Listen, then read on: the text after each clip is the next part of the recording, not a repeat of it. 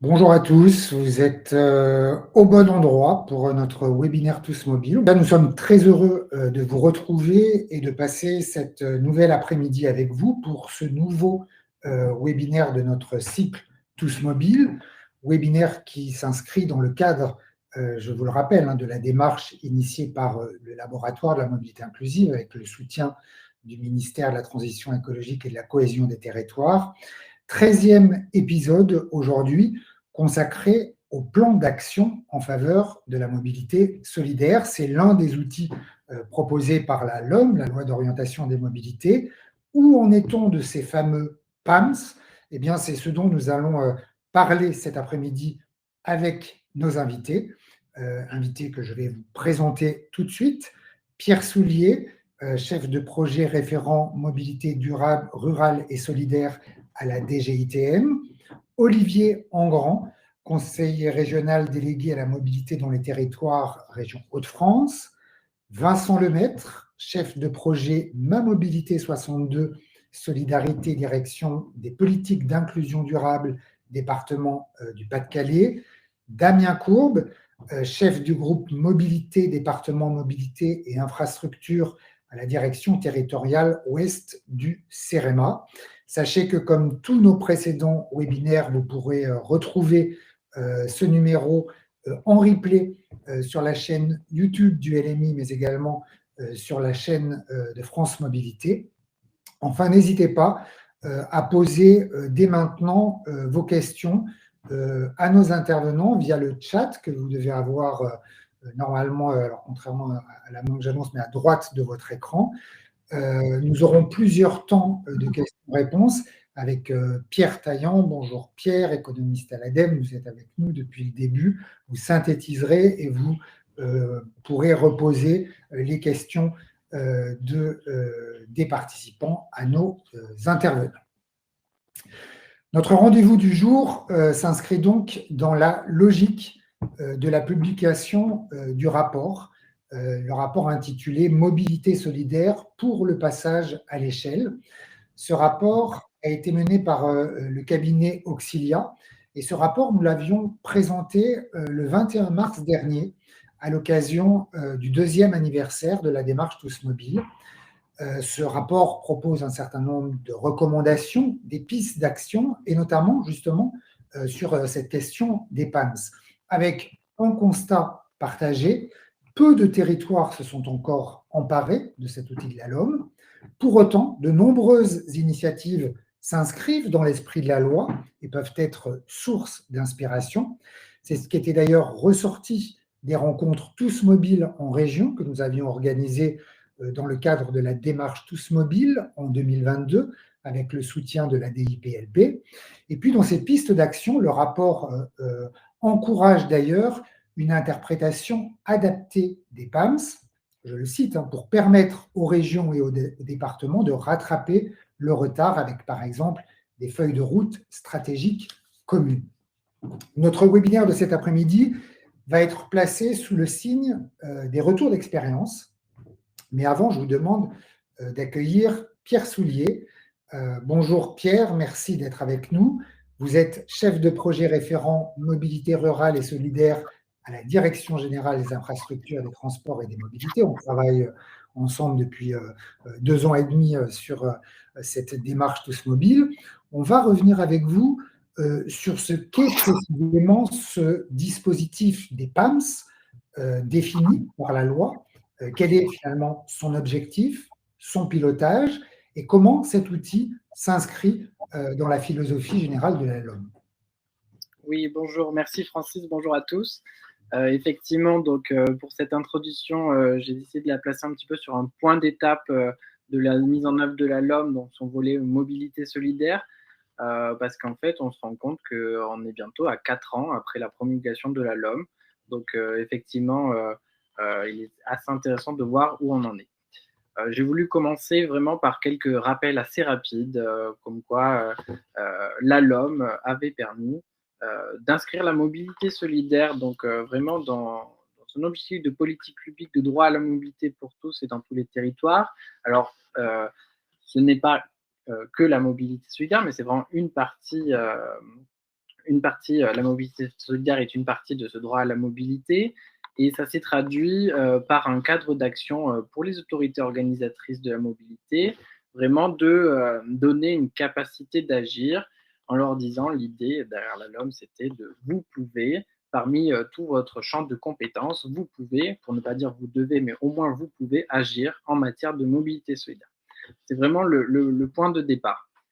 Dire voilà, toutes les AOM, allez-y, agissez. Finalement, si on passe à la diapo suivante, finalement, on se rend assez rapidement compte que la mobilité solidaire, ce n'est pas que le transport, ce n'est pas que la sphère du transport, ce n'est pas que les acteurs de la mobilité, mais que ça touche tout un écosystème avec les sphères, les acteurs sphère sociale, de l'emploi, de l'insertion, et que pour agir en matière de mobilité solidaire, en fait, on avait un très grand panel d'acteurs, qu'ils soient privés ou associatifs. Je pense que vous êtes nombreux à nous suivre dans ce cas aujourd'hui. Les acteurs publics, j'ai cité les AOM, mais également des collectivités non AOM, pour ne pas citer le département ou les communes qui peuvent, par exemple, agir via leur CCAS. Évidemment, le département demeure un acteur important de la mobilité solidaire. Il agit beaucoup au travers de sa compétence sociale, bien qu'il n'ait plus la compétence mobilité. Donc pour nous, derrière cela, aujourd'hui, notre enjeu principal, c'est vraiment d'essayer de fédérer cet écosystème de la mobilité solidaire. Donc, d'une part, on va dire, c'est un peu la logique de la démarche Tous Mobiles, mais vraiment plus concrètement dans les territoires au sein de la LOM, ça se traduit, je pense que c'est vraiment une traduction assez bonne de cet enjeu dans les PAMS. Voilà, comment répondre à cet objectif de fédérer l'écosystème. Alors, on peut passer, voilà, merci, à la diapo suivante. Donc, en termes de coopération, l'idée derrière la LOM, c'est vraiment dans la philosophie de la LOM, c'était de faire en sorte que chaque acteur de ces différentes sphères, comme je l'ai rappelé, puisse avoir un cadre où elles puissent discuter ensemble, être autour de la table et voir un petit peu comment s'organiser donc autour de ces fameux, on y vient, PAMS. Dans la loi, concrètement, ça se symbolise écrit sur dans chaque bassin de mobilité, la région et le département. J'insiste bien sur le et le département ou le département et la région, vraiment de manière conjointe, pilote l'élaboration et donc la mise en œuvre de ce plan d'action en y associant tout un panel d'acteurs, donc les AOM, les services publics de l'emploi, donc Pôle emploi, et tous les organismes qui agissent en faveur du public en situation de vulnérabilité. Là encore, c'est vraiment un cadre, il y a une assez grande souplesse qui a été permise par le législateur, libre après de collectivités, régions et départements de pouvoir y associer tous les acteurs qu'elle juge pertinent d'inscrire dans la démarche. Mais à minima, il y a le souhait de pouvoir retrouver ces acteurs. Alors pourquoi, on va se dire assez rapidement, pourquoi finalement faire un nouveau cadre d'action au-delà de faire la coopération. Et je vais un petit peu revenir sur une expérience dans le terrain, justement, tu le citais Francis, la démarche Tous Mobiles en région en 2022, donc, qui ont été organisées. Donc, moi, j'avais pu assister par exemple à celle dans les Hauts-de-France, où en fait, finalement, on se retrouve assez rapidement autour de la table avec tout plein d'acteurs de la mobilité, voilà, de mobilité, des acteurs du champ social. Et finalement, ils se retrouvent souvent sur le même territoire, mais à des échelles différentes, intercommunalités, régions, communes ou des associations. Parfois, ils se sont à 15-30 km, ils sont plus ou moins voisins, mais en fait, ils ne connaissent pas entre eux les différents dispositifs qu'ils ont mis en place, voilà, les aides au permis de conduire, une plateforme de mobilité, un transport d'utilité sociale.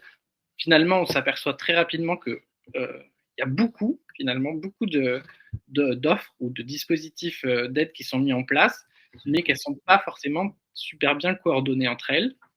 Et donc, in fine, pour le bénéficiaire, il y a aussi peut-être un problème de visibilité. Donc vraiment, dans le PAMS, on retrouve cet enjeu de pouvoir se coordonner, se parler, mettre chaque acteur autour de la table et déjà avoir un premier recensement des dispositifs existants, voir ce qui se passe sur le territoire et voir aussi, voilà, déjà, est-ce qu'on aurait des doublons, des dispositifs qui pourraient être mutualisés, ça peut être assez intéressant. Est-ce qu'on a des endroits où justement il y a un manque d'aide? Peut-être sur certains départements, on aurait un endroit où finalement il y aurait des collectivités où il n'y aurait pas tel dispositif, mais on le retrouve sur d'autres territoires. Pourquoi pas le mutualiser? Pourquoi pas le développer, l'élargir à d'autres territoires? Et in fine, vraiment, cet objectif du PAN, c'est de pouvoir bénéficier et mieux informer quand même les bénéficiaires. Là encore, je reviens sur l'idée d'un cadre très souple. La LOM, dans sa philosophie, le législateur a vraiment donné un cadrage, voilà, c'est ce que vous avez à votre écran. Après, libre, et ça a été aussi la volonté des collectivités, libre aux collectivités, charge à elles de le mettre en place, de pouvoir définir ses objectifs et comment elles entendent le mettre en place. On peut passer à la slide suivante, où là, pour faire un point d'étape, je trouvais ça assez intéressant quand même de voir ce qu'il en est aujourd'hui. Donc concrètement, Francis, tu l'as rappelé, aucun plan d'action n'a été mis en place dans les territoires à ce jour. C'est comme ça, 4 ans après la LOM, acte dont acte. Mais ce qui est assez intéressant, peut-être on va dire pourquoi actuellement on n'a pas de PAPS. Peut-être plusieurs raisons, peut-être voilà. Il y a eu, on sait, le contexte sanitaire qui a joué au début de la LOM en 2020. Il y a eu l'enjeu de la prise de compétences mobilité par les communautés de communes qui a redéployé un peu le système de gouvernance locale de la mobilité. Donc, jusqu'au 1er juillet 2021, il fallait attendre un peu le positionnement pour voir quels allaient être les acteurs. Est-ce que la compétence allait être au niveau des communautés de communes, aller rejoindre au niveau régional, voilà, un petit peu attendre. Et comme je le disais précédemment, pour avoir un PAMS, finalement, il faut avoir défini son bassin de mobilité. Donc l'autre travail ensuite des régions, ça a été bien sûr de définir ces bassins de mobilité. Je vous ai mis à droite, c'est une cartographie issue de l'Observatoire des politiques locales de mobilité de France Mobilité, qui faisait état des lieux à cet été. Donc on a 207 bassins de mobilité qui ont été définis à ce jour. Et pour l'instant, seulement 5 contrats opérationnels et 0 PAMS. Donc, voilà. Mais on s'aperçoit que des territoires sont quand même assez moteurs. Ce sera l'exemple de la région Hauts-de-France juste après. Alors, l'idée, quand on a construit aussi ce webinaire, c'était pas forcément de dire la région Hauts-de-France, ce qu'ils font, c'est merveilleux. Peut-être que c'est le cas, c'est merveilleux, mais donc vous allez faire chez vous exactement pareil. Non, l'idée, c'est vraiment de pouvoir avoir un retour d'expérience pour se dire comment ils se sont saisis de cet outil de la LOM, comment ils le construisent en coopération avec les différents acteurs précédemment cités et comment peut-être ça peut inspirer mon territoire pour enclencher cette dynamique.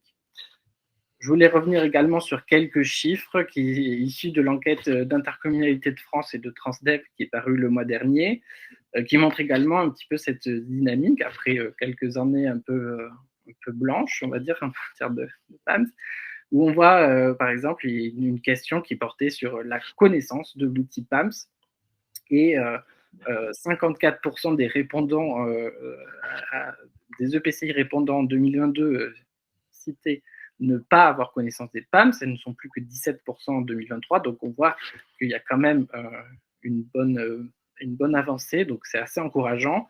Et un autre chiffre qui est ici de cette même enquête, c'est que 17% des intercommunalités qui ont répondu auraient un PAMS en cours d'élaboration.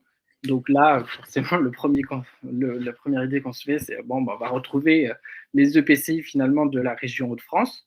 On sait qu'elle est assez motrice dans cette élaboration, ce qui était en partie vrai, majoritairement on retrouvait des intercommunalités de cette région, mais finalement on s'apercevait aussi que ponctuellement dans quelques autres régions, la dynamique commençait à s'enclencher. Voilà, c'était vraiment au début de la démarche, mais que ça commençait à s'enclencher, donc ce qui est encore une fois assez encourageant, et je pense qu'on peut espérer pour 2024 pouvoir avancer encore plus vite. Donc, on peut passer à la dernière slide, où je vais un petit peu revenir sur comment accélérer cette mise en œuvre.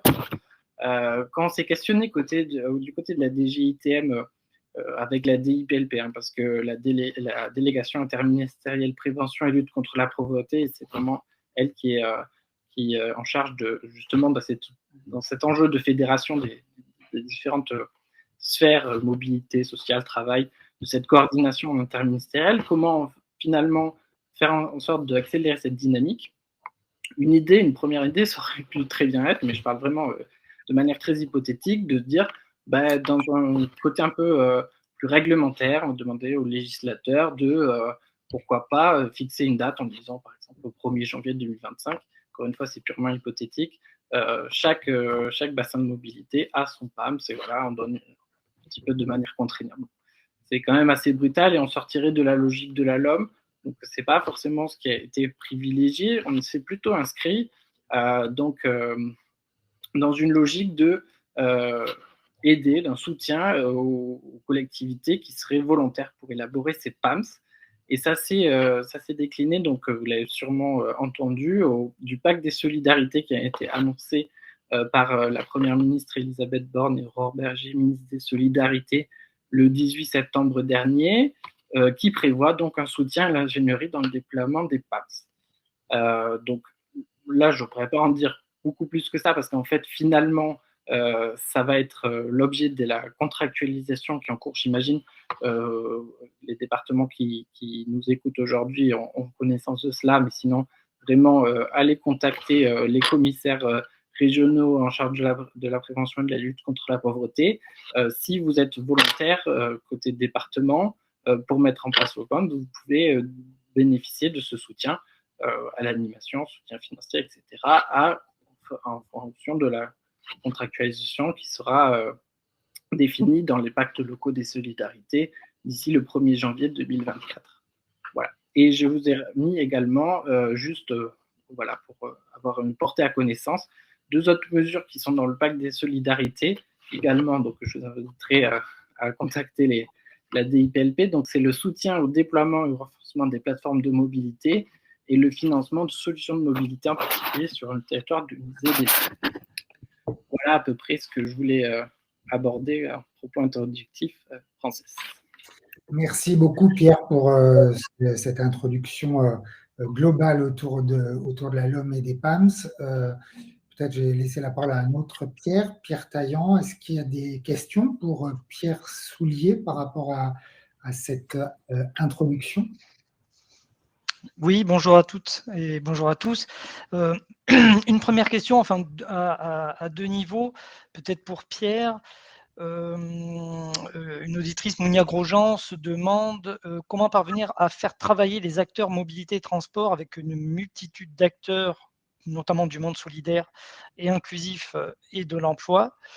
Et une autre question à la suite, n'est-il pas nécessaire en préambule de réaliser un diagnostic précis des initiatives existantes sur le territoire en matière de mobilité solidaire? Et donc là, effectivement, ça fait écho également, bien sûr, à la démarche Tous Mobiles et au volet diagnostic de la démarche Tous Mobiles qu'on avait appelé, je crois, connaître le territoire et les habitants. Mais je laisse Pierre répondre. Oui, alors effectivement, hein, c'est un peu ce que, quand j'évoquais le retour de la rencontre Tous Mobiles en région, c'est vraiment en fait dans ces moments où on se fédère, où on rencontre les acteurs. C'est la première étape, c'est vraiment réussir à identifier les différents acteurs dans les différentes structures qu'on va pouvoir mettre autour de la table. Je pense que je ne sais pas encore ce que nous dira la région de France, mais j'imagine qu'eux-mêmes, quand ils ont dû définir, ils ont dû commencer par trouver les différents acteurs à mettre autour de la table. Et effectivement, une des premières étapes, c'est vraiment de pouvoir connaître ce qu'il y a sur son territoire. Les différentes offres, que ce soit l'offre de la région, l'offre de notre comité, des associations, du tissu associatif est également très actif, pour connaître ce qui se passe sur le territoire. Donc oui, la réalisation d'un diagnostic, c'est quand même une étape importante pour justement après pouvoir avoir ce porté à connaissance et pouvoir voir où justement on peut agir et pouvoir aussi informer le bénéficiaire. Et peut-être une autre question, si on a le temps, très rapidement. Ouais. Voilà, une auditrice se demande quelles sont les obligations pour Pôle emploi en matière de mobilité solidaire et comment faire le lien entre l'action des collectivités locales, territoriales et de Pôle emploi. Dans le cadre des PAMS, en tout cas, ils sont obligés d'être associés. Donc après, ça va être au niveau des collectivités de prendre contact avec Pôle emploi. Mais il y a, encore une fois, dans la LOM, il n'y a pas plus d'éléments que ça. C'est quand même libre aux collectivités ensuite de voir comment elles s'organisent avec les différents acteurs. On demande juste que les acteurs qui ont été précédemment cités soient invités autour de la table. Ouais. On a bien compris qu'il n'y a pas d'obligation ni même pour les collectivités en tant que telles. Hein. On est vraiment dans un cadre incitatif de la LOM.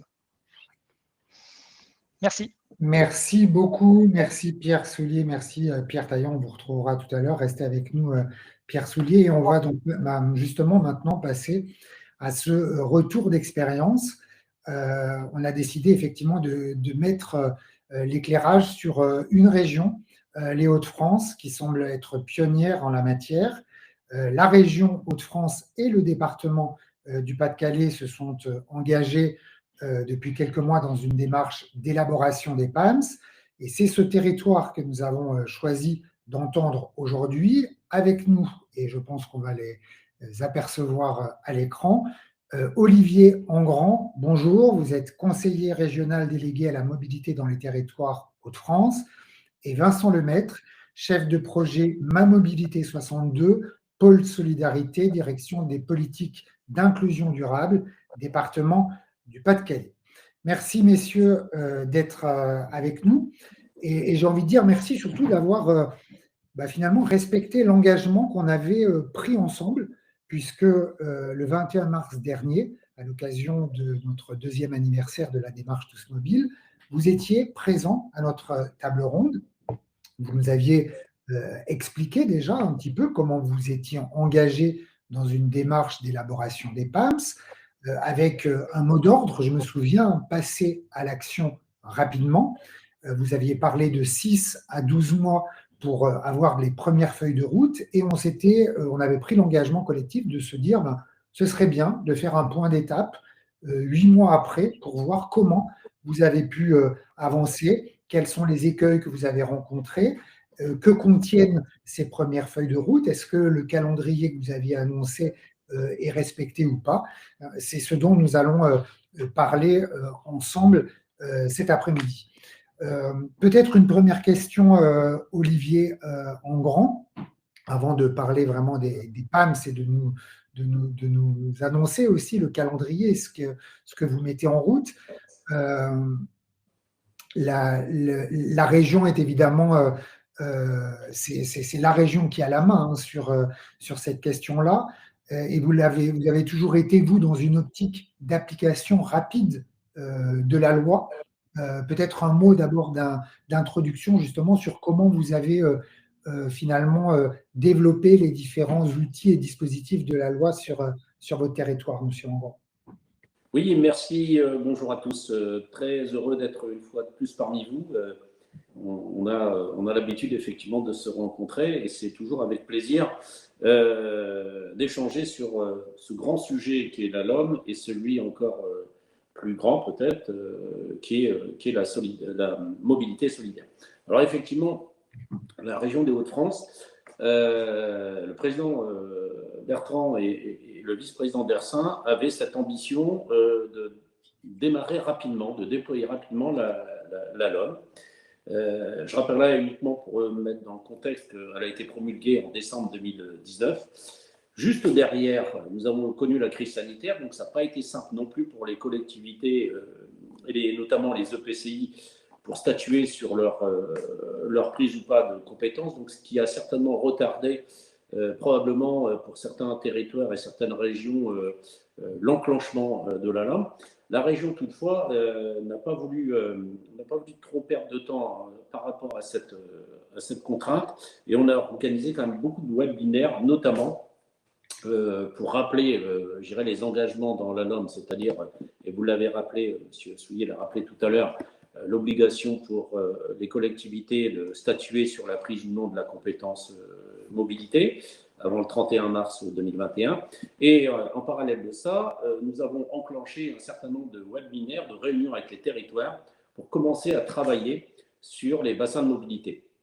Alors, naturellement, la région n'a pas, avant la loi LOM, et même maintenant, n'a pas la compétence propre de la mobilité solitaire, mais néanmoins, la région des Hauts-de-France avait déjà engagé beaucoup de dispositifs sur la mobilité solidaire. Juste à titre d'exemple, hein, l'aide au transport aux particuliers, en route pour l'emploi, pour les nouveaux comment dirais-je, bénéficiaires d'un emploi, qui sont en CDD, en apprentissage ou en CDI, l'aide au permis de conduire naturellement. Mais au-delà du soutien financier, il faut savoir que c'est déjà les freins psychologiques ou culturels liés à la mobilité, comprendre les besoins qu'il faut lever. Déjà, c'est le premier élément. Et ce travail-là avait déjà commencé avant la promulgation de la loi. Alors, des fois, ça relève du cas par cas, et c'est du coup tout l'objectif des PAMS. Pour en revenir à la région des Hauts-de-France, effectivement, en janvier 2022, nous avons voté la délibération qui définissait les 10 bassins de mobilité. Quelquefois, vous avez des territoires qui sont à cheval sur plusieurs bassins, et tout le monde le comprendra très facilement qu'un bassin de mobilité doit être lié à un certain nombre de flux, mais que des fois, en raison des contextes tels que les pôles d'attractivité, les pôles, je dirais, d'emploi et de formation, mais aussi d'études, nécessite qu'un territoire puisse être sur plusieurs bassins. Nous avons aussi mis en place, ce qui n'est pas une obligation que prévoit la loi, des comités de bassin. Il existe, et ça c'est la loi, des comités de partenaires, mais à la région, nous avons décidé de faire au moins une fois par an des réunions des comités de bassin qui permettra effectivement ces échanges, mais de façon beaucoup plus importante en termes de région. Toujours avec cette notion de regarder l'homogénéité et en tout cas une certaine forme d'équité territoriale en termes de mobilité, qu'elle soit solidaire ou pas d'ailleurs, puisque c'est valable aussi bien pour les PAMS que pour les COM. Et puis ça permet ce travail important sur le fond des COM et des PAMS. Alors aujourd'hui, ce qu'on a déjà mis en œuvre au niveau de la région, c'est effectivement des travaux qui sont réalisés avec le concours du cabinet Auxilia, vous en avez parlé tout à l'heure, alors qui a été cofinancé au départ par la région et par l'État via le commissariat à la lutte contre la pauvreté. J'avais rencontré monsieur le commissaire qui m'avait proposé effectivement de financer un accompagnement sur ce déploiement. Et de ce fait-là, la région a abondé à la même hauteur que l'État. Et pour qu'il y ait une vraie prise de conscience de tous les départements, on a sollicité chaque département à contribuer aussi à son financement, ce qui a permis de dégager un budget conséquent qui nous permet aujourd'hui d'avoir des travaux qui se réalisent en partenariat avec les départements, pas seulement, mais essentiellement avec les départements. C'est un peu l'orientation de la loi LOM, c'est quand même un partenariat partagé, un travail collatéral entre les départements et la région sur les PAMS, et avec le concours d'Auxilia qui nous aide dans comment dirais-je, déploiement, et en tout cas ce premier travail d'atelier pour les PAMS. Alors, je vous coupe, pardon. J'allais dire, on va parler de la méthodologie un peu plus tard. Juste peut-être quelques éléments d'information pour qu'on comprenne bien. Donc, 10 bassins de mobilité. Au total, il y aura combien de PAMS et vous prévoyez le premier PAMS pour quand? Il y en aura 10. D'accord. Aujourd'hui, il y a déjà des ateliers, je reviendrai tout à l'heure pour expliquer un peu la méthodologie dans les ateliers. Il y a déjà pratiquement 50% des bassins qui ont organisé au moins un atelier. On verra un peu plus loin ce qu'on y fait dans ces ateliers. Et l'objectif est que l'ensemble des PAMS soit écrit et validé, puisqu'il y a l'écriture et la présentation, et après il y a la validation. Je rappellerai que globalement, comment ça fonctionne? Il y a les comités de bassin qui ont été un peu le starter de la démarche. Il y a l'état des lieux commun, parce qu'il ne faut pas oublier, on marche sur nos deux jambes au niveau régional. La LOM, il y a les PAMS et il y a les COMS.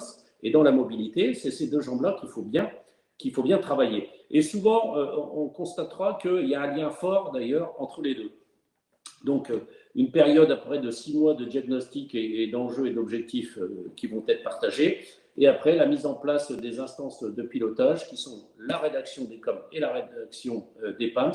Alors, sur comment dirais-je, une planification à hauteur de 18 mois. Donc, globalement, je pense que l'année prochaine, à la même époque, je serai en mesure de vous dire que les 10 PAMS ou sont déjà validés, écrits et validés, où 80% et les 20% restants le seront avant la fin de l'année.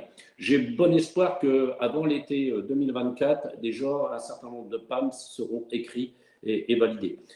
Pourquoi je vous dis ça? Parce qu'il y a déjà 50% des bassins de mobilité qui ont déjà organisé les premiers travaux dans les ateliers qui vont permettre effectivement déjà de faire un diagnostic.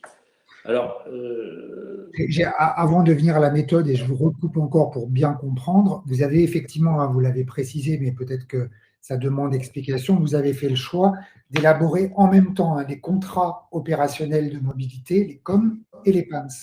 Exactement. Comme je le disais, on veut travailler sur nos deux jambes. On aurait pu favoriser le COM ou le PAMS, mais il était intéressant de travailler les deux pour être parfaitement coordonnés sur la mobilité. La mobilité, ça concerne tout le monde, le solidaire, mais aussi ce qui ne l'est pas, et qu'il est important d'avoir cette cohésion de politique de mobilité sur l'ensemble de l'échelle des Hauts-de-France. Parce que quand on parle de solidaire, on a tendance bien souvent à être assez restrictif dans cette notion de solidaire, de solidarité, alors que la loi va un petit peu plus loin que ça, puisqu'elle parle beaucoup d'emploi et de formation, notamment dans cette notion de PAMS. Et qu'il était important de bien coordonner cette démarche qui, une fois de plus, permettra d'avoir une vraie politique de mobilité sur les territoires des Hauts-de-France. Et donc, pour poursuivre notre conversation, il y avait avec nous Vincent Lemaître qui a disparu, voilà, qui revient. Ce qui est important, effectivement, c'est cette collaboration région-département. Je vous propose peut-être qu'on en dise un mot avant de parler de la méthodologie et comment vous remplissez ces feuilles de route. Monsieur Vincent Lemaître, donc vous êtes chef de projet Mobilité 62, pôle solidarité au département Pas-de-Calais. Comment s'est passée cette collaboration région-État sur ce sujet nouveau des PAMS? Je crois qu'on ne vous entend pas. Peut-être mettre votre son. Le son doit être activé. On avait coupé le micro à juste titre. Donc, je disais oui, bonjour à tous et à toutes. Merci pour votre invitation. Alors aujourd'hui, effectivement, je représente le département du Pas-de-Calais, mais bien évidemment, je vais être aussi le porte-parole des autres départements voisins, de la Somme, du Nord, avec qui on travaille aujourd'hui en étroite collaboration avec la région de France. Et je tiens aussi à saluer évidemment la région de France et M. Engrand pour son engagement sur le sujet, notamment des PAMS. Et la région Hauts-de-France a vraiment été moteur sur le lancement de cette démarche. Et le département du Pas-de-Calais, notamment, a très rapidement rendu un avis favorable effectivement au cofinancement de l'AMO, puisque nous portons une plateforme de mobilité solidaire et nous sommes très investis sur le sujet depuis de nombreuses années. Et c'était tout à fait logique que nous puissions travailler en étroite collaboration sur ce sujet avec la région. Voilà, donc aujourd'hui, nous sommes assez satisfaits de ce partenariat-là. On voit très rapidement, finalement, dès le démarrage des discussions, qu'on va être complémentaires sur la démarche. Évidemment qu'on a besoin de la région pour apporter ces éléments stratégiques sur le sujet de la mobilité, la définition des bassins, l'offre de transport. Et évidemment, nous, les départements, nous avons cette vision davantage sur les besoins des publics, notamment les publics les plus fragiles. Une proximité aussi que nous avons à travers nos maisons du département. Et donc, tout ça fait qu'aujourd'hui, nous avons mis en place une méthodologie plutôt assez ficelé, mais qui demande d'être perfectible. Hein, mais justement, on a bien compris qu'il y a d'abord une volonté commune d'une région et des départements. On en est là. Et donc ensuite, il y a cette question d'écrire une feuille blanche. Et je pense que tous les gens, et ils sont nombreux à nous suivre, c'est ce qu'ils attendent cet après-midi, c'est déjà faire ce premier pas d'être d'accord et d'y aller ensemble, de se dire on y va ensemble. Et une fois qu'on a pris cette décision, selon quelle méthode, comment tout se met en branle? Expliquez-nous. Quelles sont les méthodologies que vous avez utilisées, les différentes étapes qui sont les vôtres? Alors, Monsieur Engrand, Monsieur Lemaitre, je vous laisse partager. Alors, comment ça s'est mis en branle? Déjà, la région, pour se mettre en branle, il faut mobiliser. Et pour mobiliser, il faut effectivement élargir notre champ d'investigation que nous avons peut-être eu l'habitude de faire. Et là, pour le coup, la mobilisation, elle a été très très large, aussi bien des plateformes, des structures de la mobilité, de la formation, de l'emploi, de l'insertion, de l'action sociale, de l'autonomie, des transporteurs, des opérateurs de transport. On a vraiment été très comment dirais-je, très ouvert à cette mobilisation. Tous les acteurs sont présents. Je vous disais tout à l'heure, on a déjà organisé 5 ateliers et en moyenne, c'est entre 40 et 70 personnes qui sont présentes et actifs dans ces ateliers. Le premier rôle de ces ateliers, c'est de faire effectivement un constat de l'existant. Vous le disiez tout à l'heure, M. Souillet le disait tout à l'heure, c'est vrai pour les PAMS, mais c'est vrai pour la mobilité en général et les transports. Avant tout, c'est de connaître ce qu'il existe, l'existant. Alors, ça se fait au travers d'un diagnostic, ça se fait au travers d'une certaine forme d'organisation. Et nous, à la région, nous avons dans ces ateliers, sous forme de jeu de rôle, organisé un schéma de déplacement que l'on demande aux participants de se rendre d'un point A vers un point B dans ce bassin de mobilité comme un usager avec les outils qui existent actuellement. Naturellement qu'avant, il y a une présentation des outils. Et là, au travers de ce jeu de rôle, on se rend compte tout de suite des difficultés rencontrées par les usagers. Vous avez affaire déjà à des gens qui ont cette connaissance de la mobilité, puisque en général, autour de la table, ce sont des acteurs qui sont de près ou de loin proches de la mobilité, et on constate qu'ils ont eux-mêmes déjà des difficultés à pouvoir se cheminer avec tous les outils qu'on leur offre. Si on se met à la place, effectivement, du futur usager ou du futur bénéficiaire, on constate tout de suite qu'il y a des réelles difficultés à la fois d'information, de communication et de pratique.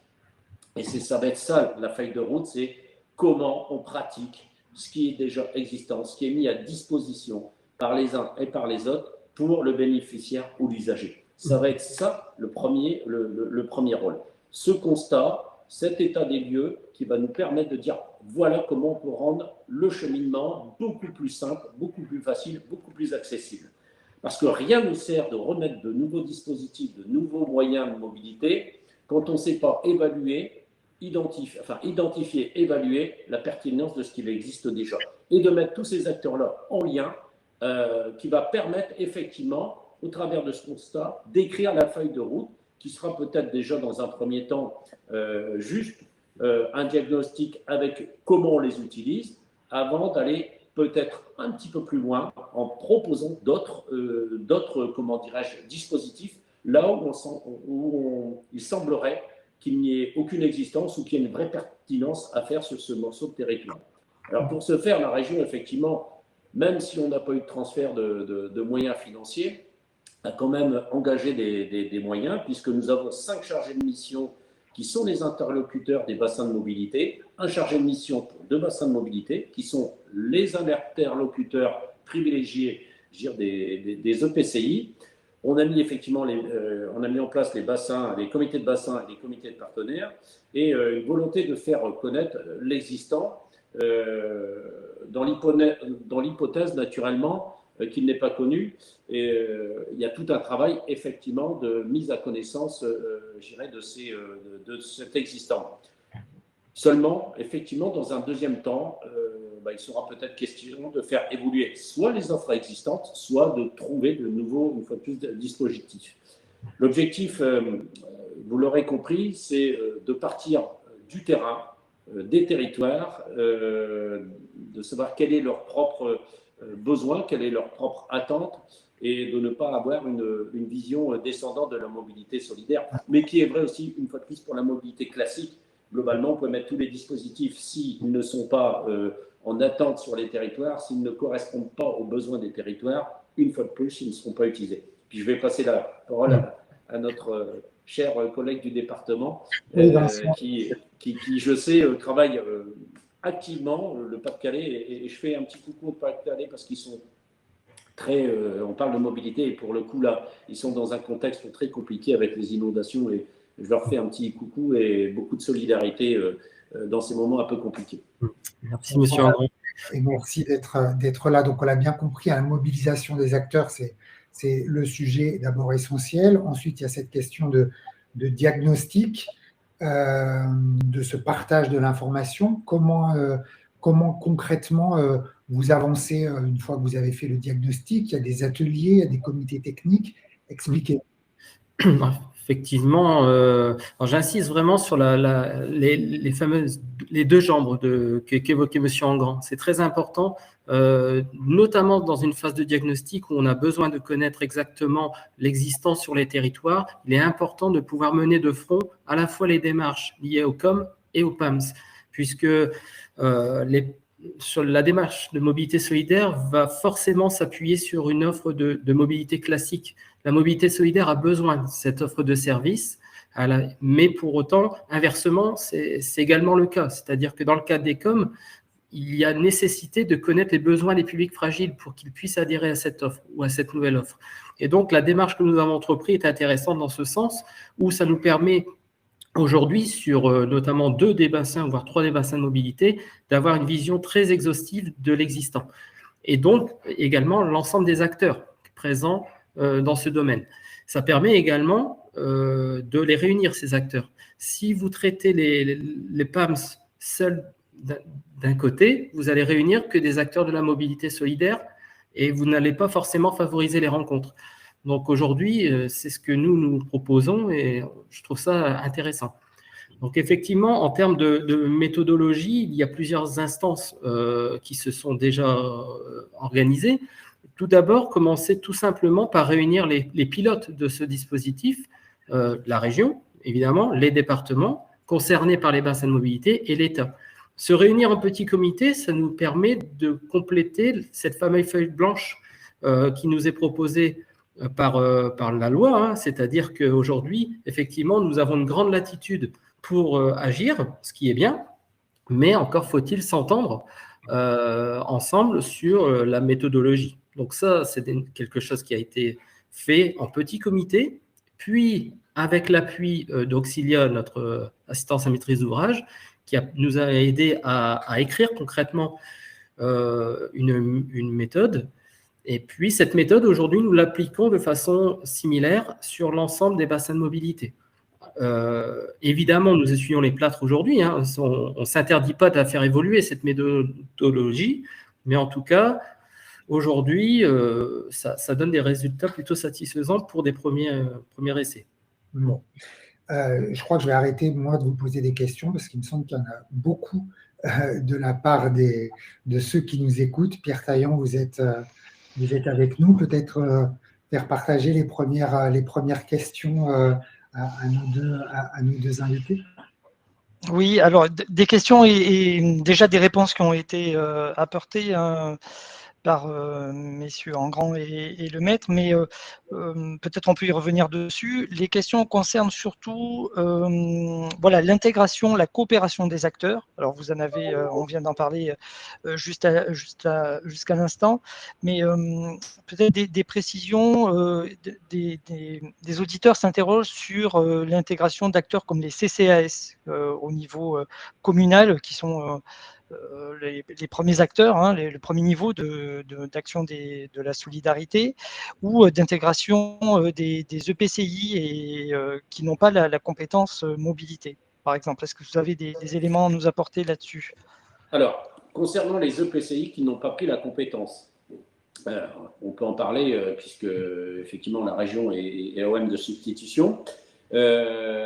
Au travers des comités des partenaires que la région organise lorsqu'elle est OM de substitution, effectivement, nous abordons ces sujets, mais une fois de plus, dans sa globalité de la loi LOM, comme les PAMS, et particulièrement pour les PAMS, même si le PCI n'a pas la compétence, nous les invitons, nous leur demandons de participer à ces ateliers, des ateliers de travaux, pour la bonne et simple raison, c'est que la région veut jouer effectivement complètement cette carte de transparence et d'implication des territoires. Une fois de plus, on ne peut pas parler au nom, même si on est OM de substitution, des territoires.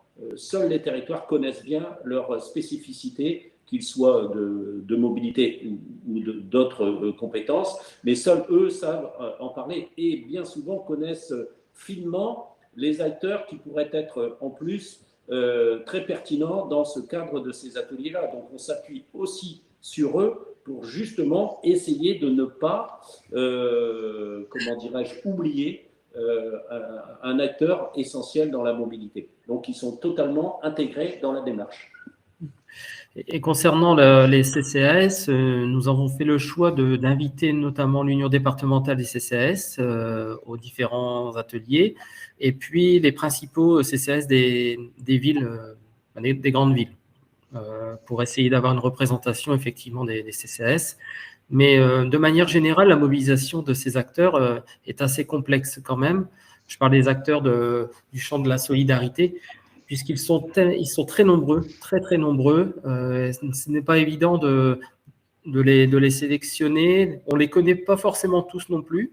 Et puis, ce sont des acteurs pour lesquels la mobilité est un des sujets parmi tant d'autres. Et donc, pour les mobiliser, et par moment, ce n'est pas évident, puisque elles ne sont pas concernées à 100% par cette problématique de mobilité solidaire. C'est un des champs de leur intervention. Et par moment, certains d'entre eux ne participent pas pour le moment au groupe, peut-être parce que ça fait partie qu'une partie de leur champ d'action. Voilà. Merci. Peut-être une dernière question. Je reviens sur les moyens alloués à l'élaboration et à la mise en place des PAMS. Vous l'avez évoqué rapidement, Monsieur Engrand, si vous pouvez peut-être préciser à la fois les moyens financiers et les moyens humains que vous avez présentés, un certain nombre de chargés de mission, mais est-ce qu'il y a des moyens financiers spécifiques que vous avez pu attribuer et définir pour élaborer le PAMS? Alors, justement, je parlais tout à l'heure de ce partenariat de financement hein, que sont l'État, la région et les départements. Pour ne rien vous cacher, l'État a engagé 150 000 euros de financement. La région a contribué à la même hauteur.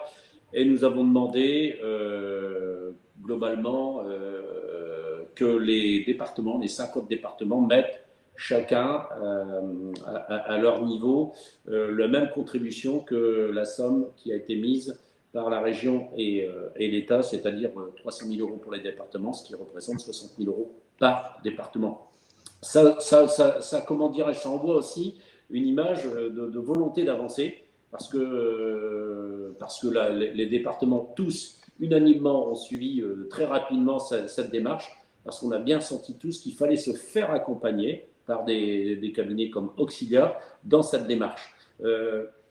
Seul, comme on le dit, on avance peut-être plus vite, mais à plusieurs, on va quand même beaucoup plus loin. Et c'est pour cela qu'on avait trouvé cette idée avec le commissaire à la pauvreté, cette idée de cofinancer cette démarche.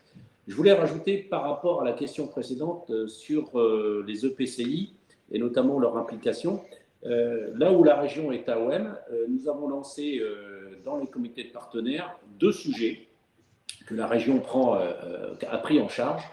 C'est un questionnaire sur l'ensemble des habitants de leur territoire, un questionnaire sur la mobilité qui représente à peu près une quarantaine de questions, toute la mobilité confondue, hein, avec quelques possibilités, je dirais, ce sont surtout des questions fermées, avec quelques possibilités aussi d'ouverture, et puis une plaquette d'informations sur la carte des services de transport de leur territoire. C'est cette volonté aussi de travailler avec les EPCI, c'est-à-dire qu'ils vont avoir comment dirais-je, un retour assez précis de ce qu'attendent globalement leurs habitants et la possibilité d'informer les habitants de ce qui existe déjà. Je voulais rajouter ça, ça envoie aussi une image de volonté, là où la région est à WEM, d'avancer aussi sur ces territoires-là, parce qu'on pourrait penser, quand une région est à WEM, de dire elle va attendre que le territoire la sollicite. Nous, on préfère travailler dans l'autre sens, c'est-à-dire d'anticiper les choses, proposer des choses auprès des territoires et de regarder derrière les plans d'action qui seront mis en place. D'accord, très bien, merci. Merci Pierre, on vous retrouve un peu plus tard s'il y a d'autres questions. Vincent Lemaitre, vous êtes aussi chef de projet Ma Mobilité 62, une plateforme de mobilité du département. Quel est le rôle des plateformes de mobilité dans ce dispositif qu'est le PAMS? Alors, les plateformes mobilité, effectivement, ont un rôle important dans la contribution aux réflexions que nous menons actuellement. D'ailleurs, j'ai souhaité que les plateformes mobilité de membres de Ma Mobilité 62 participent aux réflexions dès le comité technique, mais également dans des mini-ateliers qui, là, sont plus thématisés, ou encore à des journées partenariales qui permettent de réunir et de fédérer l'ensemble des acteurs. Ces plateformes mobilité pour moi, ont un rôle important dans le sens où elles connaissent l'offre de mobilité de leur territoire, de leur périmètre, mais également et en même temps, et c'est ça qui fait l'originalité, les besoins des publics fragiles, parce qu'elles mènent des accompagnements sur mesure de ces publics et elles sont confrontées au quotidien finalement à ces problématiques d'accès au mode de transport ou au déplacement, ou à la mobilité. Donc, le fait de les associer à ces démarches, c'est intéressant puisqu'elles ont ce double regard que nous, ni département ni région, n'avons. Et donc, c'est intéressant. Voilà. Donc, elles sont également guichets intégrés de l'information, elles orientent les publics, elles accompagnent, elles permettent d'aller chercher des financements adaptés aux besoins des publics. Donc, j'invite fortement les collectivités à associer les plateformes mobilité si elles sont présentes sur les bassins.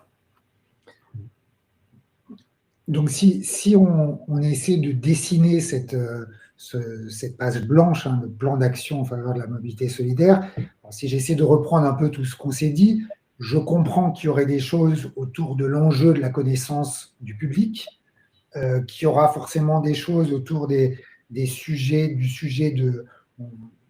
des outils de communication, en tout cas comment améliorer les supports de l'information, l'utilisation de l'information, comment on soutient aussi effectivement le développement des plateformes de mobilité. Et puis j'imagine aussi, mais vous allez me le dire, que dans ces PAMS, on va aussi tenir compte des spécificités des territoires, parce que tout n'est pas la même chose de partout. Et on en avait déjà parlé avec vous le 21 mars dernier. Il y a notamment une particularité sur votre territoire, avec notamment l'implantation de nouvelles activités économiques. Je crois que vous attendez, alors je ne sais pas si le chiffre est bon, mais 30 000 emplois sur 10 ans. Comment est-ce qu'on prend en compte cette donnée-là dans l'élaboration des PAMS? Est-ce que les PAMS servent aussi à cela, Monsieur Engrand, Monsieur Lemaitre? Alors, naturellement, qu'ils servent, et on en tient compte des PAMS comme dans les COM, parce qu'une fois de plus, comme vous disiez, Monsieur Lemaitre tout à l'heure, on travaille vraiment en coordination sur les deux, puisque le transport solidaire peut être, spécifique, mais peut être aussi très général sur déjà des outils et des moyens existants. On intègre effectivement ces données-là. Vous avez parlé effectivement d'une trentaine de mille d'emplois, mais là on ne parle uniquement que sur le Dunkerquois, c'est ce qui est prévu à court, moyen et long terme.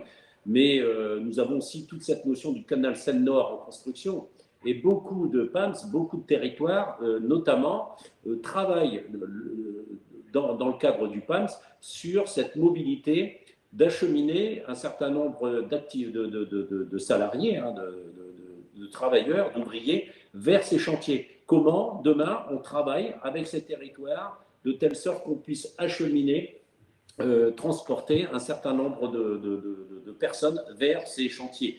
Puisque je rappellerai que le canal Seine-Nord, il ne passe pas au travers des grandes villes, qu'il n'existe certainement pas du transport urbain pour lesquels on peut se rendre ici ou là sur les chantiers, et que généralement les chantiers, et notamment les plateformes qui vont être adaptées et les ports qui vont être adaptés, adossés à ce canal, sont plutôt en zone très, très rurale, et qu'un certain nombre de territoires sont en train de travailler effectivement sur le sujet, en coordination d'ailleurs avec comment dirais-je, les acteurs de l'emploi et de la formation, puisque tout ça, avant d'être sur un chantier, il faut recruter. Avant de recruter, il faut peut-être avoir formé. Et pour former, il faut pouvoir se rendre dans les centres de formation. Vous voyez, ça va au-delà, je dirais, de la finalité de transporter un ouvrier ou un salarié sur un chantier. Il y a aussi tout l'amont qu'il faut travailler. Et dans le cadre des PAMS et des COMS, c'est un élément essentiel pour certains territoires, pour certains bassins de mobilité qui sont concernés effectivement par ces grands chantiers. On va être sur cette question de l'employabilité. Oui, effectivement, c'est un sujet très important pour notamment les départements, hein, qui visent à remettre à l'emploi notamment les bénéficiaires du RSA, hein, ou les jeunes de moins de 26 ans, par exemple, éloignés de l'emploi. C'est évidemment un sujet important des PAMS. Si on reprend l'exemple du Dunkerquois, nous sommes sur un bassin de mobilité qui est à cheval sur 2 départements, le département du Nord et le département du Pas-de-Calais. Comment on arrive à mobiliser l'ensemble des acteurs autour de ce sujet-là? Je ne pense pas me tromper en disant qu'on en fera quand même un axe important des futurs PAMS Littoral Nord, parce que c'est un sujet qui concerne de très nombreux acteurs. On parlait tout à l'heure de Pôle emploi. Ça mobilise beaucoup de personnes, mais chacun doit mettre sa pierre à l'édifice autour de ces enjeux-là. C'est tout l'enjeu pour moi des PAMS. C'est comment tous ensemble on s'accorde sur une organisation coordonnée pour permettre demain à nos publics les plus fragiles de bénéficier de ces opportunités. On parle évidemment des créations d'emplois générées par des grands projets, mais nous avons également des enjeux importants dans le Pas-de-Calais, notamment sur des métiers en tension. On parle de l'aide à domicile, de la logistique, de l'hôtellerie-restauration. C'est pour moi aussi un enjeu important, au moins d'aborder ce sujet dans le cadre des réflexions pour permettre demain de répondre à ces enjeux de recrutement. Merci. N'hésitez pas, si vous avez des questions à poser à nos 2 invités, on va arriver au bout de cette séquence de retour d'expérience. Je vais repasser la parole à Pierre Taillant dans un moment. Moi, j'ai peut-être une question que doivent se poser beaucoup de territoires qui enclenchent aussi ce sujet-là sur leur territoire avec, on va dire, l'avance chronologique que vous avez prise. Vous expliquez que vous avez essuyé les plâtres. Est-ce qu'il y a quelques lignes directrices que vous pourriez donner à celles et ceux qui veulent développer cet outil sur leur territoire? Alors, pour ma part, là où effectivement on a des difficultés, je pense, en toute honnêteté, c'est sur, j'ai évoqué la mobilisation des partenaires, hein, c'est l'enjeu à la fois d'être le plus exhaustif possible pour permettre de donner la parole à tous, mais en même temps de pouvoir organiser ça, permettre d'être assez cohérent quand même et de surtout en tirer des leçons. C'est un exercice qui n'est vraiment pas évident et je pense que l'assistance à maîtrise d'ouvrage est pour moi essentielle, puisque ni au sein de la région ni au niveau des départements, nous avons les moyens humains en ingénierie, hein, clairement, pour faire cette animation. Et donc, c'est très important. C'est le juste équilibre qu'il faut trouver et qui n'est pas évident, à mon sens.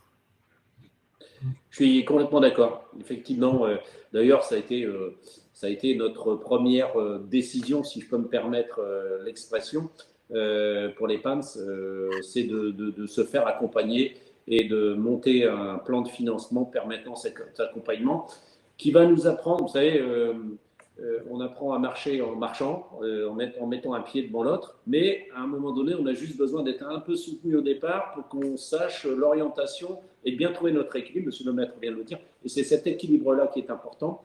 Et en étant accompagné par des experts, notamment sur la mobilité, et notamment, c'est pas la mobilité à proprement parler qui est importante, c'est comment on coordonne, comment on structure tout ça, comment on canalise, on encadre tout ça, de telle sorte qu'on en sorte un plan d'action qui va nous permettre effectivement de rentrer en action. Mais une fois de plus, on parle de plan d'action, mais il en existe déjà. En fait, bien souvent, on va mettre sur le papier ce qui existe et qui n'est pas forcément identifié par tous. C'est ça la première étape. Et la deuxième, c'est de regarder, comme le but, même l'ADN de la LOM, c'était de ne plus avoir de trou dans la raquette en France, de territoire sans compétences de mobilité. Et bien là, c'est essayer de trouver pour tous les territoires tous les moyens nécessaires pour pouvoir se déplacer.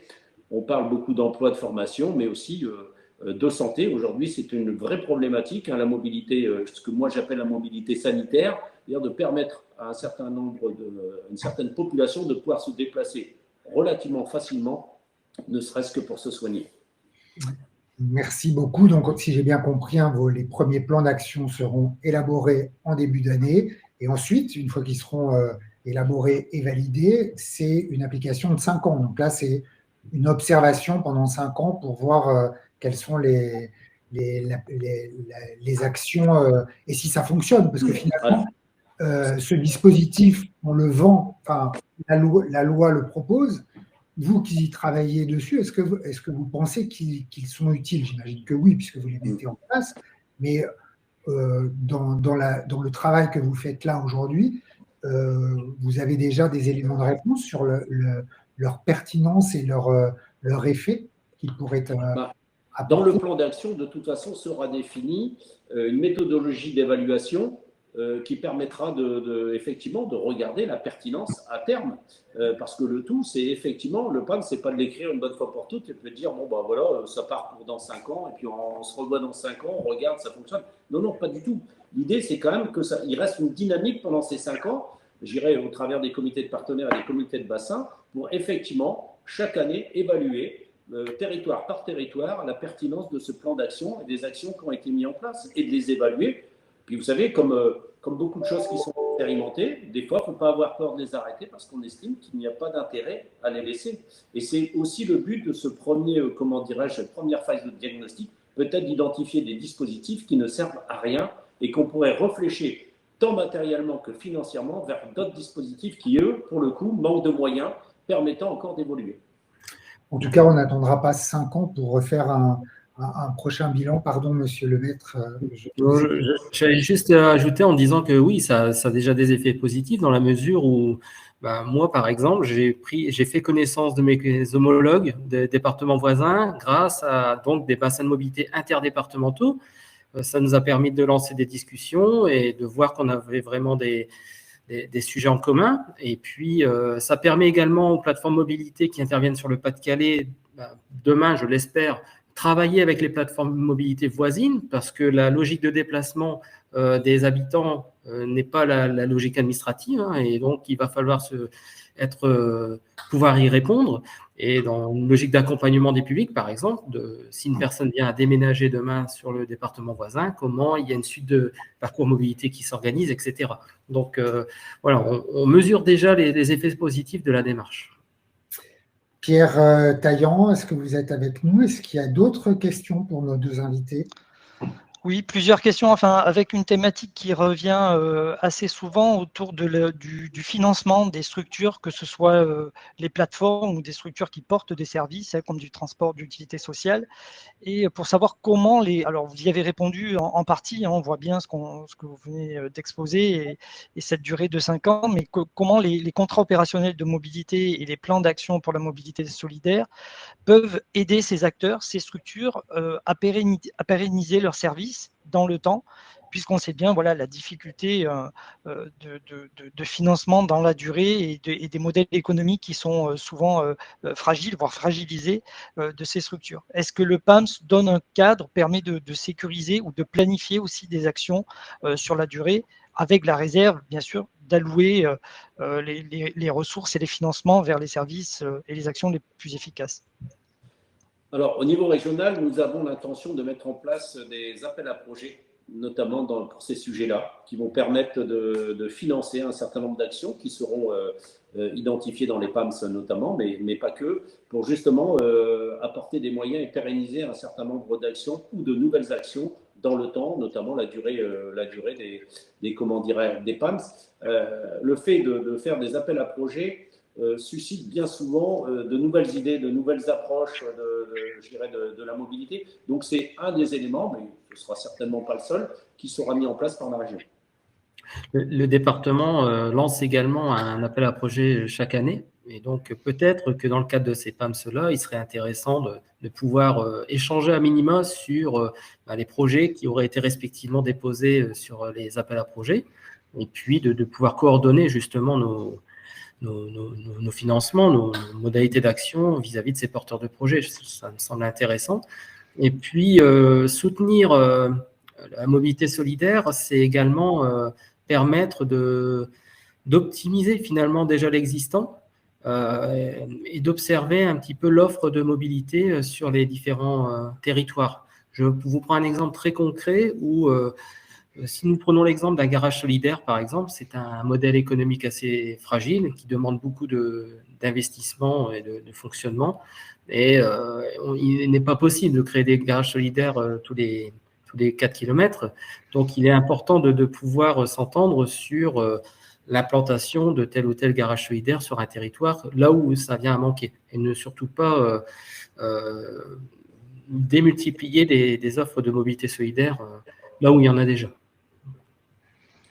Mais c'est aussi un bon moyen dans les PAMS d'identifier aussi les sources et les fléchages des financements qui existent déjà, une fois de plus. Parce que le tout n'est pas d'aller rechercher des financements quand ils existent déjà. On sait que sur de la mobilité, notamment toute simple, que de la séance à vélo électrique, par exemple, pour faire les derniers kilomètres, qui sont souvent la problématique pour notamment les zones rurales, il existe certaines collectivités qui financent tout ou partie du vélo. On sait que l'État, au travers du ZIL, finance des investissements dans la mobilité. Donc, c'est aussi cette identification, cet inventaire des possibilités de financement qui va permettre aussi de conforter ou au contraire, d'apporter de nouveaux financements à de nouveaux territoires qui n'en avaient pas connaissance. C'est le partage aussi de la connaissance des financements et des différents financeurs qui va permettre aussi de créer sur certains territoires des moyens de mobilité qui n'existaient pas jusqu'alors. Merci beaucoup. Merci.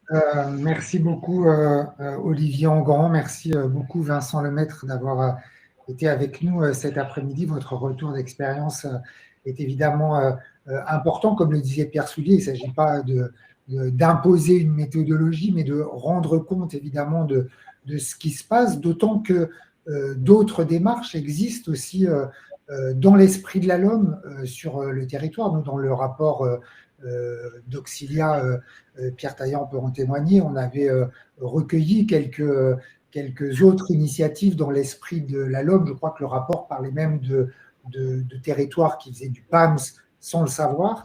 On va accueillir notre prochain invité, Damien Courbe.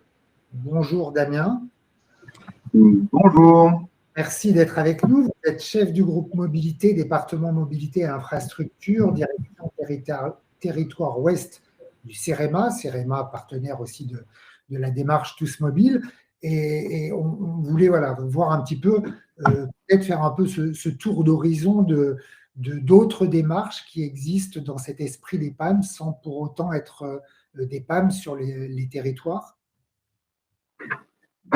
Oui, alors merci. Effectivement, c'est vrai que pour rebondir sur les constats du rapport du LMI et puis sur ce qu'on a pu déjà nous observer au sein du CEREMA, il y a un certain nombre de démarches qui ressemblent à des PAMS, qui s'approchent des PAMS, Alors là, j'ai un exercice un peu compliqué. Ceux qui me connaissent, je suis un général bavard et j'ai moins de 10 minutes. Donc, si on peut aller à la slide suivante.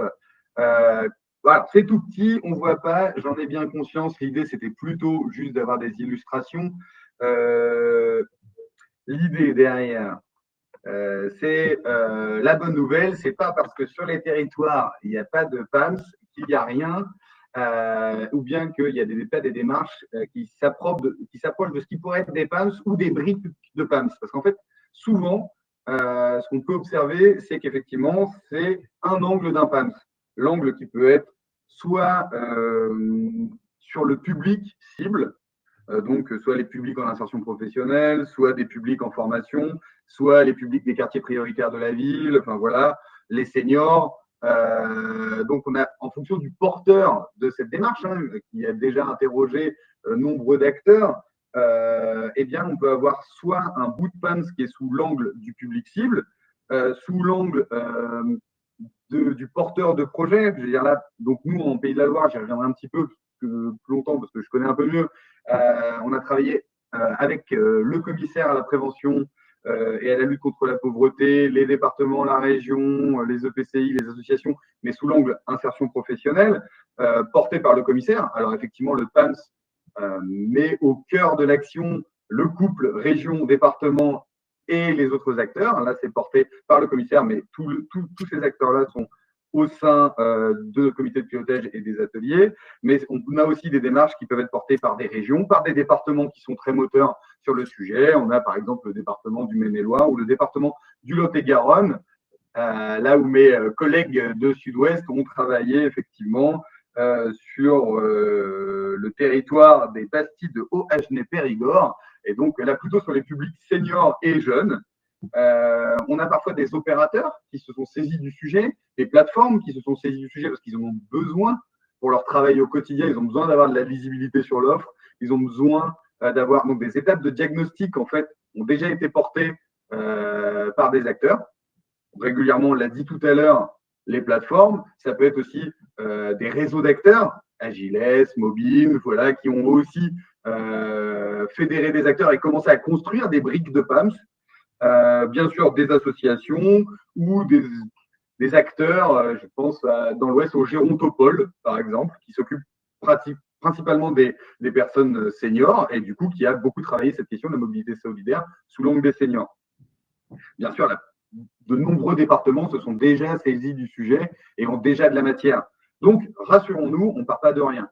Comme l'ont dit tout à l'heure nos collègues de Hauts-de-France, la difficulté, c'est par contre de rassembler toutes ces briques, de trouver le porteur politique, puisque là maintenant, effectivement, avant on avait une volonté, et maintenant il faut créer un collectif, et il faut qu'il y ait ce couple région, département, et puis les autres acteurs, les fédérés autour de la table. Donc il faut une intention politique assez forte pour pouvoir lancer la machine, et puis la porter, puisque, on l'a dit, c'est une démarche au long cours, pour deux raisons, de mon point de vue.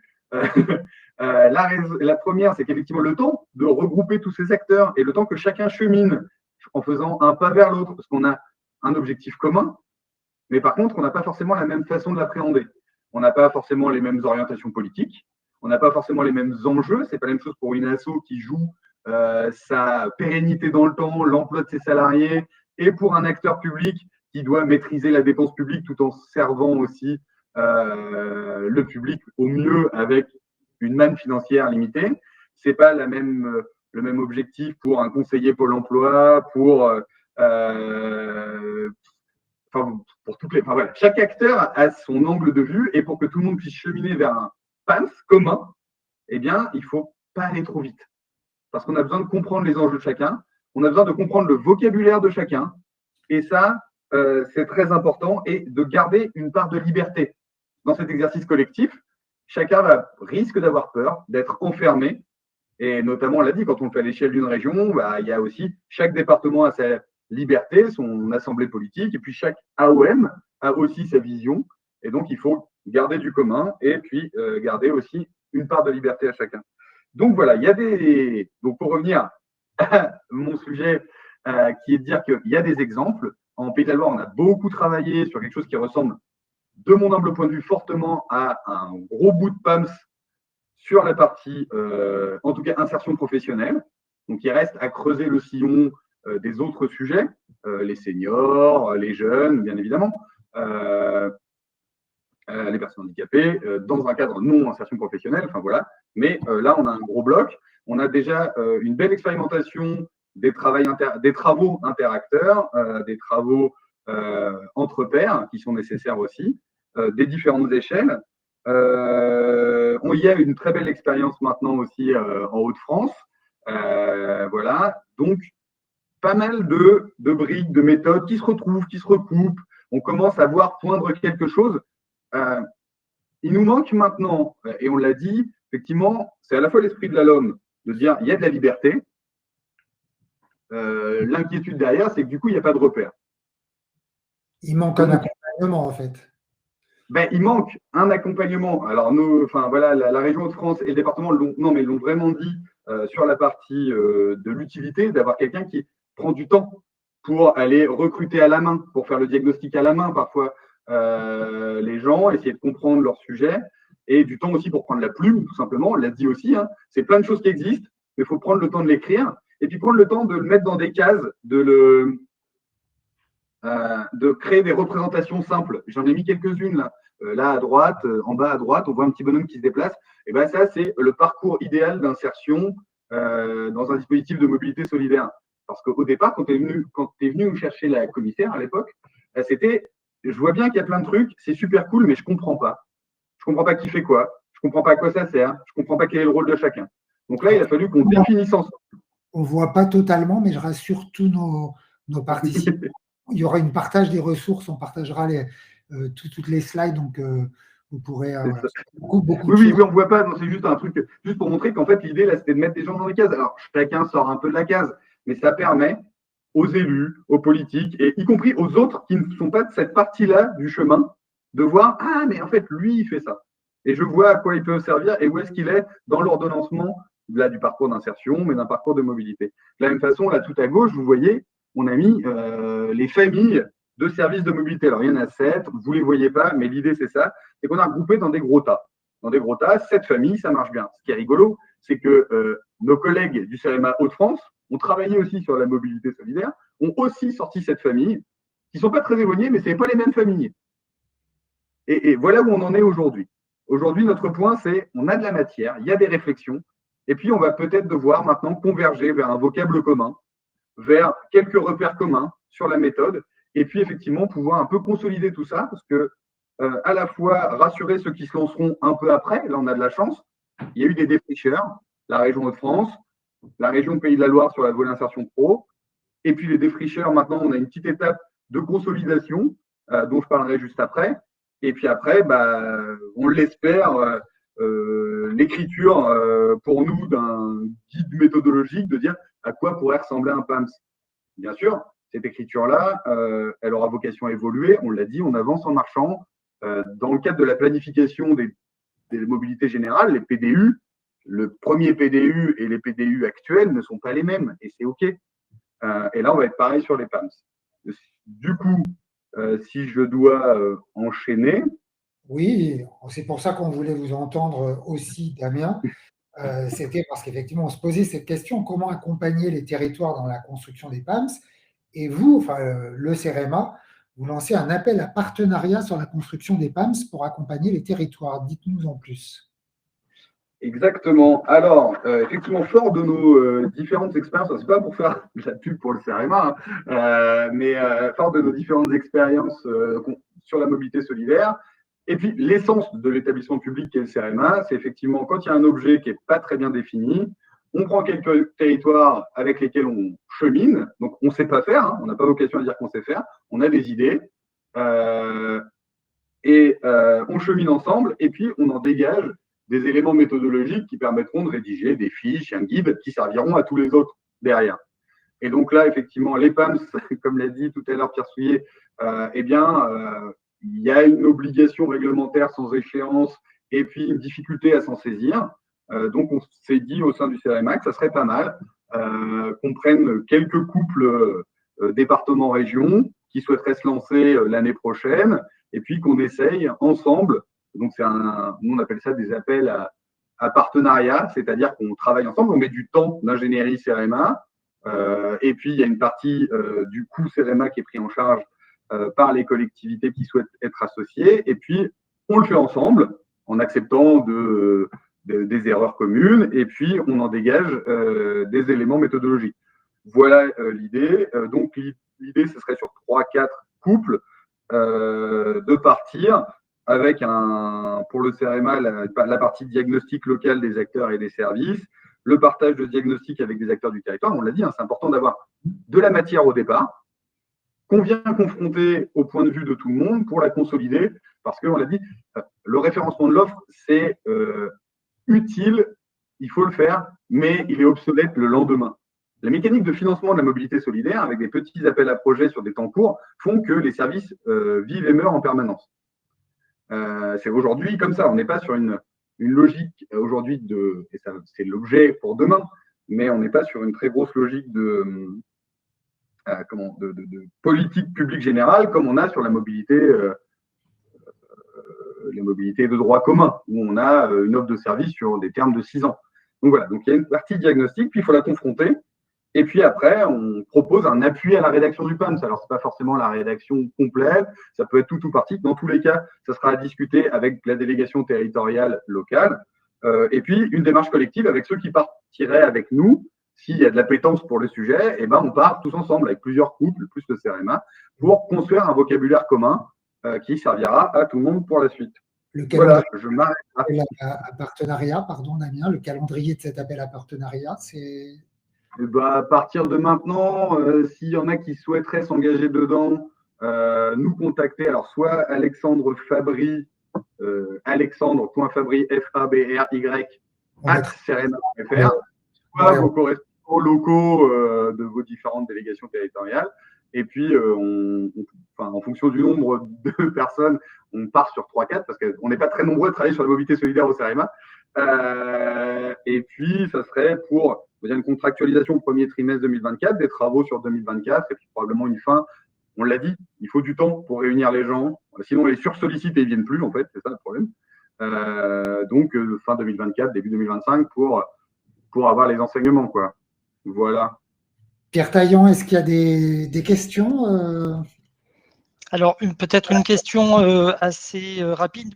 Par ailleurs, beaucoup de demandes de nos auditrices et auditeurs sur les différentes définitions, de quoi parle-t-on, le périmètre de la mobilité solidaire, l'articulation des différents plans. On voit bien qu'il y a un grand besoin de définition, de clarification. Et peut-être une dernière question pour le CEREMA, sur l'articulation entre l'accompagnement du CEREMA et le lancement du pacte des solidarités et le financement en ingénierie qui est prévu dans ce pacte des solidarités, donc pactes locaux au niveau local, décliné au niveau local. Comment tout ça peut s'articuler? J'imagine assez facilement que les crédits liés au pacte des solidarités qui sont en cours de discussion entre les commissaires et les départements actuellement pourront être mobilisés pour financer la partie collectivité de ce partenariat. Donc voilà, il n'y a pas de problème pour ça. Et du coup, effectivement, après, rapprochez-vous de nous pour qu'on en reparle, mais je pense que c'est tout à fait possible. Et s'il y en a qui se lancent aussi, et je pense qu'il faut, parce que sinon la temporalité, elle s'étale encore plus lentement avec d'autres acteurs, on est quand même très preneur des échanges. Le but, c'est quand même d'essayer de consolider tous ensemble.